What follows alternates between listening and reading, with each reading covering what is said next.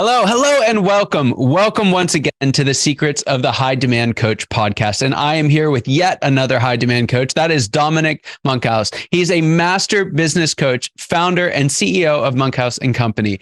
It's a no-nonsense coaching company that helps entrepreneurs, CEOs, and their leadership team reach their goals faster. He's a proven architect of business growth and has delivered revenue growth from zero to get this $30 million in 5 years. And he did it twice. Although much of his experience has been with technology firms, the frameworks that he uses can be applied to any business in any sector. And he's helped businesses in the UK, Ireland, here in America, over in Australia and the Philippines as well. Well, Dominic, such a pleasure and delight to have you here. I can't wait to unpack this, the story of what was going on. So let's start there. Talk to us a little bit before we get into all the coaching that you're doing now. Tell us a little bit, how did you do it from 0 to 30 million twice? Lucky. I mean, you be in a market that's going up, that helps. Find and differentiate your business so that it's unique. That helps. And, I'd found myself I was running a CRM consultancy business that got acquired in the dot-com bubble. And we had to flip that to a web hosting company. And then I joined this nascent web hosting company called Rackspace's employee number 120. And we took the UK business in a recession. In fact, the business was due to be sold the day after 9/11. So after 9/11, we had 90 days of cash left, and I'd been there 2 weeks. And the question was, should we close the UK business down or keep it? We kept it. We got it to 30 million. Then left that and did a turnaround. I didn't actually know how bad that was, but I turned up when we were losing at IT Lab. We were losing about £65,000 a month. So we had 90 days of runway. Otherwise, we were turning the lights off. That was 2007. So another recession. We survived. Was there for 2 years. We turned that around. And then I got asked to join a Canadian business called Pier 1 Hosting, which was, I suppose, a competitor to Rackspace.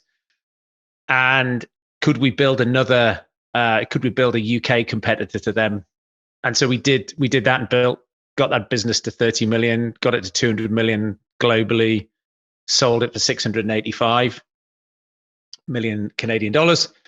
And along the way, we hired 120 people in the UK, built the greenest data center in the UK, had a load of fun. That's awesome. And then I thought, okay, let's have a pause. I had a small child, and I just thought, I'll pause.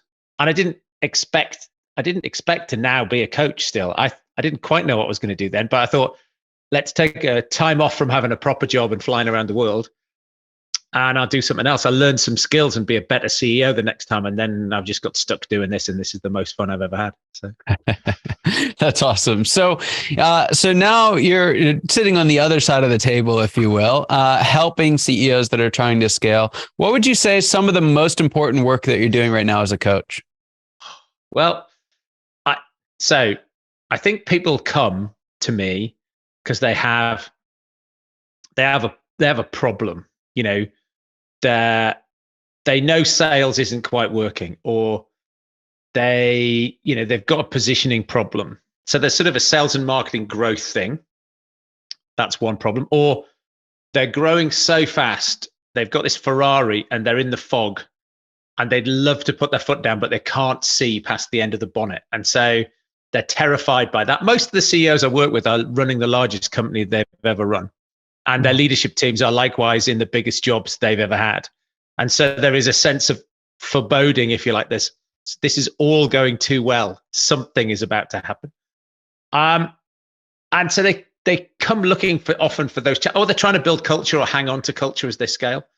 And I think often one of the things that they haven't thought about that we uncover and work with them on is the people interaction. So one of my mantras is no company outperforms its leadership team. And, if I'm thinking about working with a client and they're on a 10x journey, well, for the people in this room to be in the same seats when we've 10x this business, they're going to have to grow 10x. Yeah. And I think that comes as a surprise to most people. They think the business is going to grow 10x and I'll be okay because I'm already easier. in this jet. Maybe I've got more staff, right? So So I hadn't thought about it being easier, but they sort of, that. But then, there's always a couple of weak links in the team, and how do you get over that interpersonal challenge? Sometimes that's global, sometimes it's cultural differences. Maybe they're doing a whole load of acquisitions, and there's some integration that we've got to do. Or as they grow, their product portfolio proliferates, and they get their revenues going up, but their profit starts to go down. And how do we overcome that? So it's mostly I'm working with companies. Structurally, it's a growth related challenge, but I really enjoy working with the team on how do we make this team a better team. Yeah. And most people have never been trained to interview, and they're interviewing. But sometimes people have been trained to interview, but almost never have people been trained to how to build a high performing team. Yeah. And it's so true. I love that. So no company outperforms its leadership team. One of the things that I've found working in a similar space is very few teams, the starting team and the ending team I'm working with are the same, right?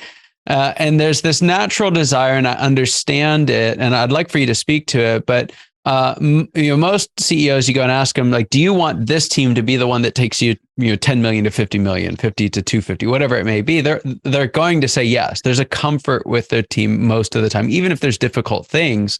But generally, that's not the case. How do you approach that with a CEO, and how do you help them really, get through, like you talked about, the interpersonal side of that? Difficult conversations are difficult for a reason. I mean, we call them that because nobody likes to have them. Some CEOs are better than others at having difficult conversations, but I would say the sort of entrepreneurial CEOs that I typically work with are often particularly poor at holding people to account. That often shows up when they turn up and there's a leadership team of 14 or 16 people, because they've never been able to tell anybody they're not on the leadership team anymore. Yeah. And they're not particularly good at building a culture of accountability. And it's, in some senses, it can be overwhelming. So I say, look, what we've got to do is we've got to get the team to hold each other accountable. And there might be some bullies on the team. We've got to sort that out. And if you fix it, the dynamic changes, but often the dynamic is then not the same for everybody. So, I'm just thinking about a team where there was a couple of sort of alpha male, strong characters in a team that then left over a period of time. Well, what that was actually being used as an excuse by some people that they couldn't get everything done. Yeah. And then be careful what you wish for, because that gets fixed. And it's like, actually we now actually all have to deliver on. I suppose it's a bit like the goal scorers in a soccer team. If the goalkeeper keeps letting all the goals in, the striker's like, well, it doesn't matter that I'm very good. We're losing. It's obviously we're losing because the goalkeeper's rubbish. You put a good goalkeeper in, and then the spotlight's on somewhere else in the team. And so I think they come out in a series of exercises we'll get the team to do. And sometimes they just crop up in really unusual places, and if I can, I'll get the team to stop and reflect on something that happens, because I'll say, that thing that just happened, okay, so why did you all behave the way you did? Why did everybody else sit in the room and pretend it hadn't happened? Why has nobody in the room stepped in and said, there's a thing going on here that we need to fix? This is undermining the team. We often do an exercise where we ask people to identify who they believe in the team are the two weakest links. Wow. And on one occasion, we had one guy, he didn't put himself down, but everybody else had him and somebody else. So, and he took it very well, but it was complete news to him. Wow. That everybody else in the team thought his relationship with somebody else was the weakest link in the team. And so sometimes people just have total blind spots about that. And then if you can get them to work on that, see that that's the blind spot, work on it and improve it, then the whole team can take a step forward. But nobody wants to bring it up because they don't feel they have the tools to bring it up and fix it. They feel as though if they bring it up, just going to make it worse. Yeah, because you brought up a great point, and that is that there's kind of two big transitions that have to happen. You've got to get the right team in place, but you also have to get the tactics and the structures and everything right at the same time. And those almost feel like they're completely opposite things. One's kind of like messy and interpersonal, and like, is it not? The other one is super like nuts and bolts, almost boring, and both of them are hard. Why is it that you have to have both of those things happening at the same time? Well, here's a good analogy. Say I've got a personal trainer who said, until we can't load you up until you can squat properly.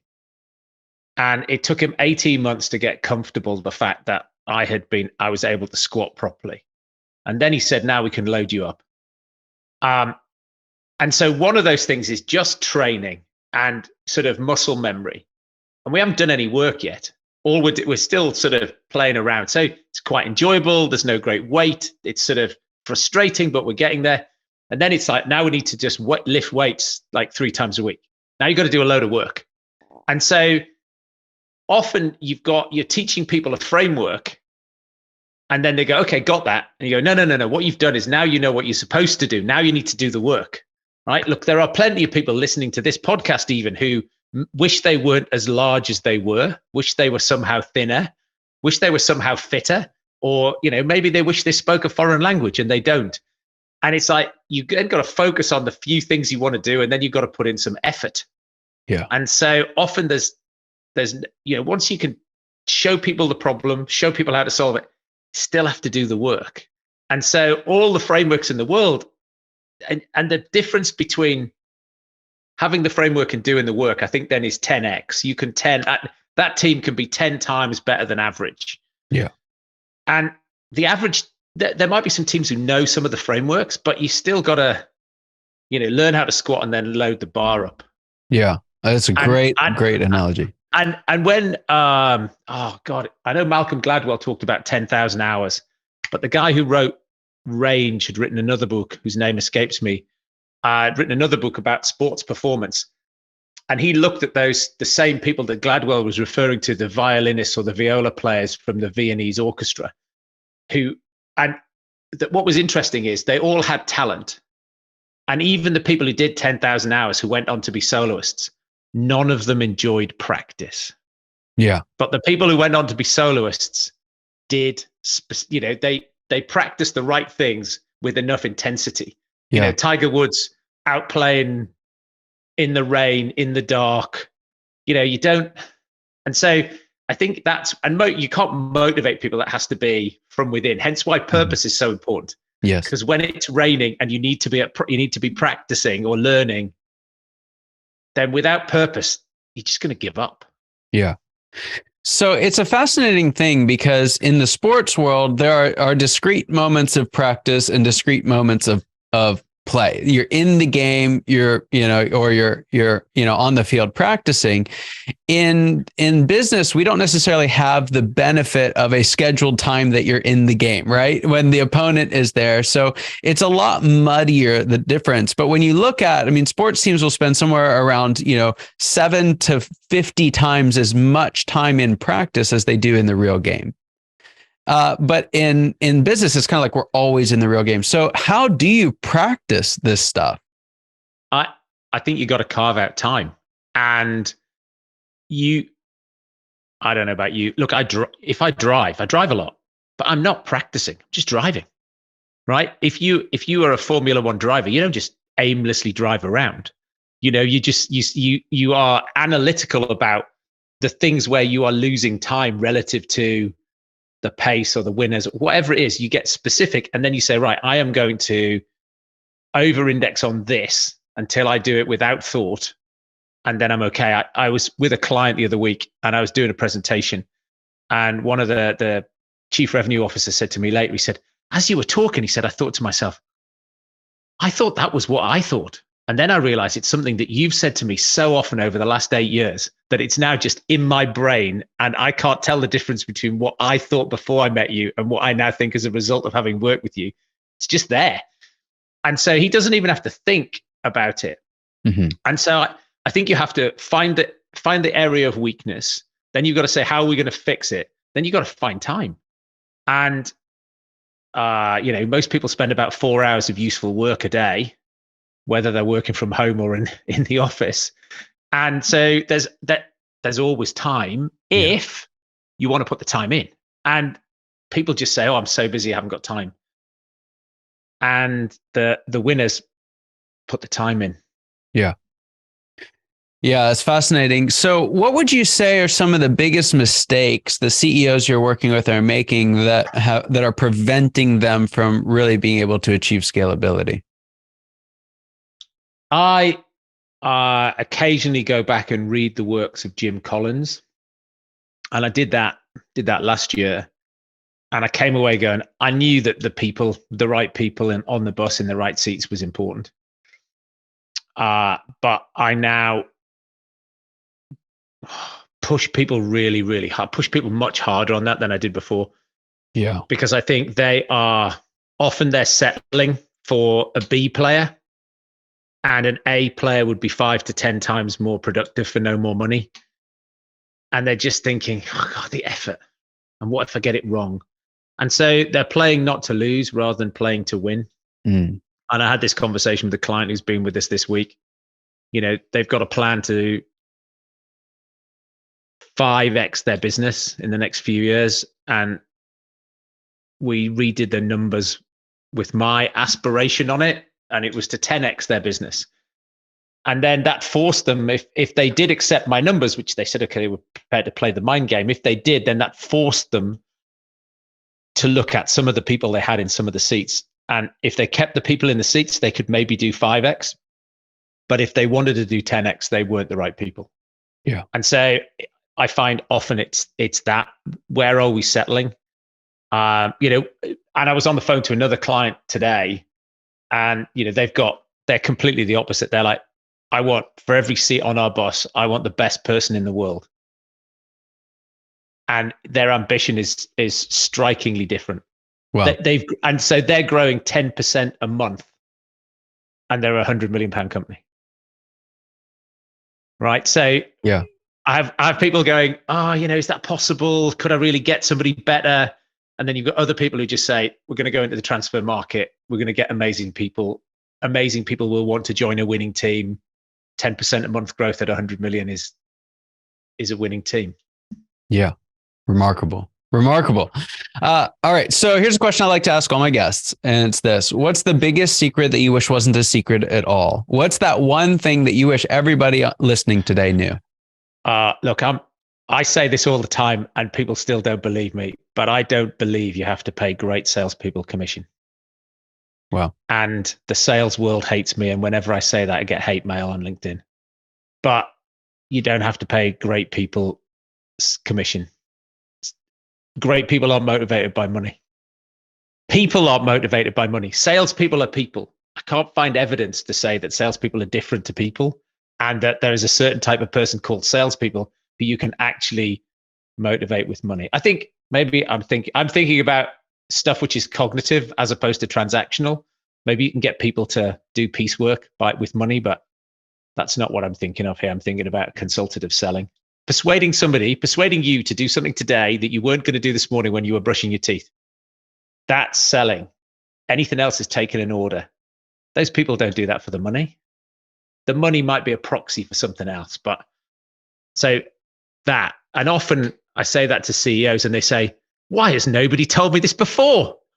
I'm spending all this time trying to build a compensation plan that doesn't destroy the business and doesn't make people envious and doesn't annoy everybody. And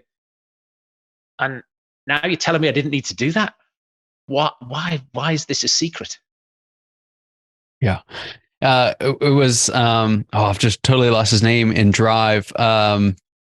Pink, Daniel Pink. Yeah, Dad Pink. Is right there with you. So it's fascinating. And I think you're onto something. And I think what it is, and it kind of tying together all the stuff that you said, we're kind of satisfied with someone else's advice as the truth, right? One of the questions you said, where are we settling?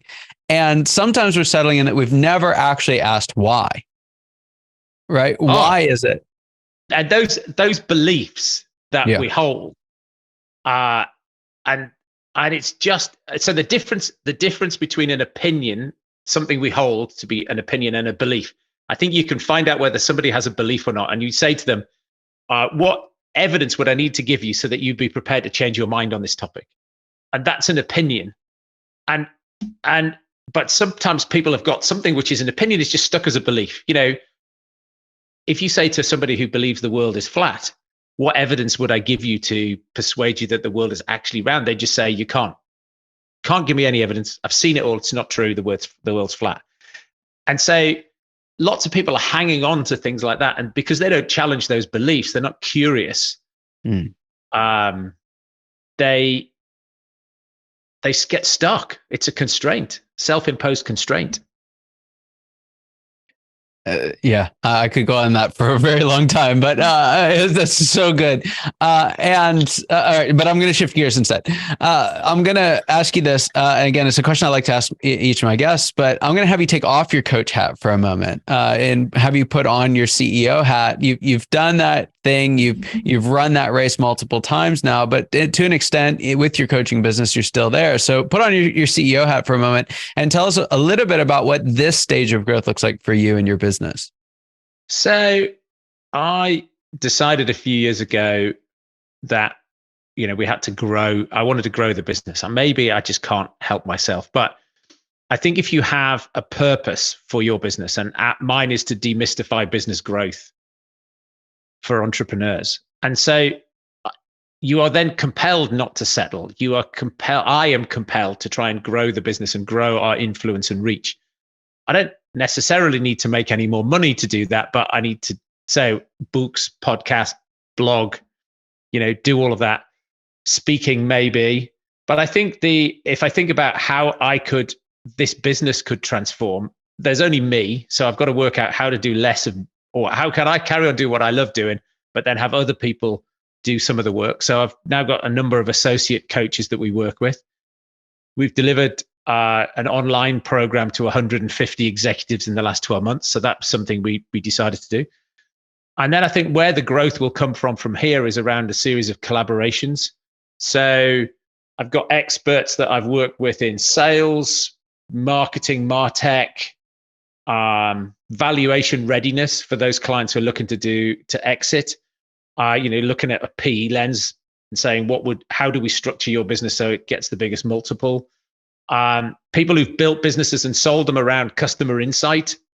And so got a great guy who I work with for that. And so I think it's putting together a sort of a collection of collaborators who solve really specific problems in a deep way. Because what I find often is a CEO said, we do some work and the CEO has a problem. And they say, Dom, do you know anybody? And I say, yes, I know this person. And they then don't go to market and get 5 quotes. They just talk to the person that I put them in touch with and hire them to do a piece of work. And so I think that becomes, because often those bits are holding the team back or holding the company back. Sometimes it's recruitment. Sometimes it's some HR org stuff. And so I think that will be how to create this sort of team of experts. So I'm doing some coaching and they can plug some holes. Yeah. There's so much power in having that, because one of the challenges you face when you don't have a team that's working together side by side is, everyone's got their opinions, right? Going back to your beliefs and opinions, and it's like, well, you have to do all of it this way. It's like, well, but such and such just told me to do it this way, right? And then CEOs stuck there like, this was supposed to be easier, and now it's harder because I have 2 people that I'm supposed to trust telling me the opposite thing. What do I do? So I love that you're doing that. It's a hard thing to do, but it's so rewarding when you can actually see it work. Well, I think because my success at Rackspace and IT Lab and Pier 1 was built on Vern Harnish's Rockefeller habits and now scaling up, I think you can agree a framework or a set of principles or even some tools. And so then you aren't bringing in experts who are then disagreeing about how we do something. Right. It's like, this is the framework. So if everybody's playing to the same framework, then it's much easier to bring different people in. Yeah, absolutely. Absolutely. Well, fantastic. Now I know there's some folks here are listening, and I mean, just every word is like I've got to hear more from this. So, how can folks get in touch with you, find out about the work that you do, and even bring you in to help? Look, find me on LinkedIn, Dominic Monkhouse. There's only one of them, one of me, and monkhouseandcompany.com is the website. So go there, sign up for the weekly insights that we generate. Listen to the podcast, The Melting Pot with Dominic Monkhouse, available wherever you get your podcasts. And if I can help in any way, just let me know. Delighted to help. I love it. Well, Dominic, just an absolute pleasure having you. Thank you so much for coming on. So many rich nuggets in here. This is one of those episodes folks are going to have to go back and listen to again, right? Because I guarantee you missed about half of what Dominic was saying. So go back, start at the beginning, listen to it again. You're going to pick up a whole bunch of stuff you missed the first time through. So again, thanks for being here. For everyone listening, you know that your time and attention mean the world to us. I hope you got as much out of this conversation as I know I did, and I cannot wait to see you next time. Take care.